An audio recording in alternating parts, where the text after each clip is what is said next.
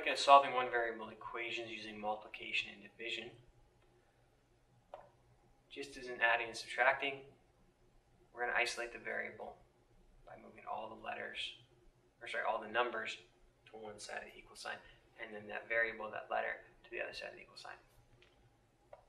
We're going to move things around the equal sign by using opposite operations. In this case, multiplication becomes division, division becomes multiplication. And 4 examples here to work through, so let's get into them. Our first example is 4x equals 20. So 4 times a number equals 20. Well, we want to get the x by itself, so that means we got to move the 4. When we move the 4 over, we write everything else out. 4x times 20. And when we move the 4, we're going to divide by 4. The opposite operation of multiplication is division. So we have 20 divided by 4. 20 divided by 4 is going to give us 5.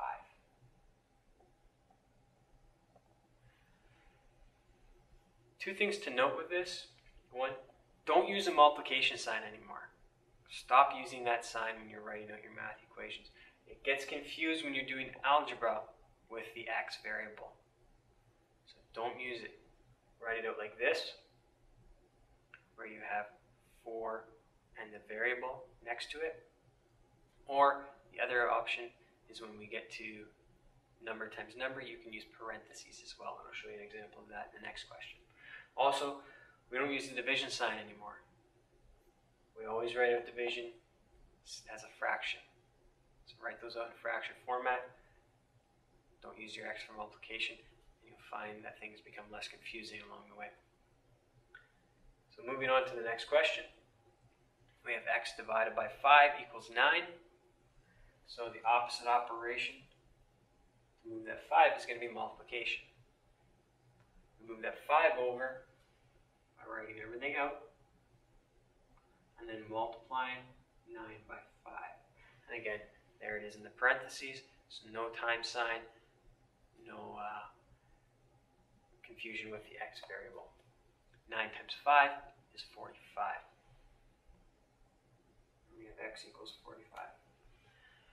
And again, we can check all these answers by just taking that number, replace it with the x. So we have 45 divided by 5, that equals 9.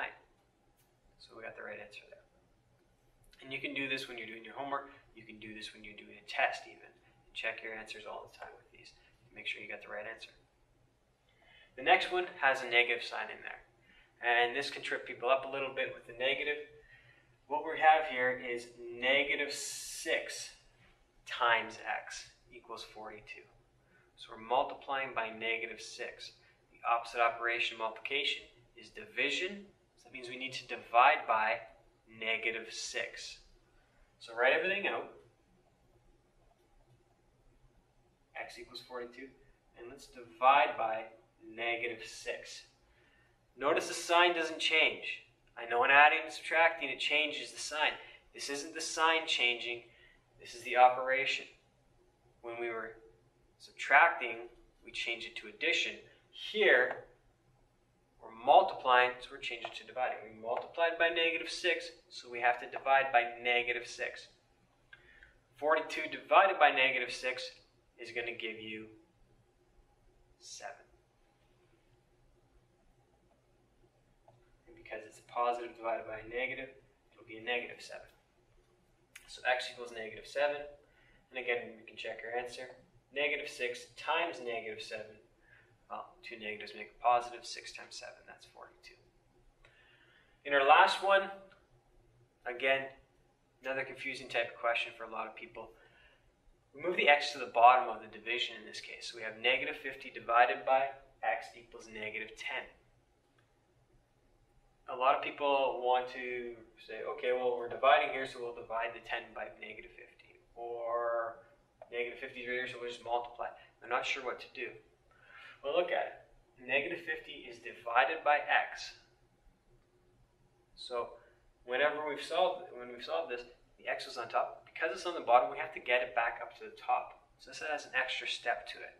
So whenever the x is on the bottom of a division question, you have to move the x first.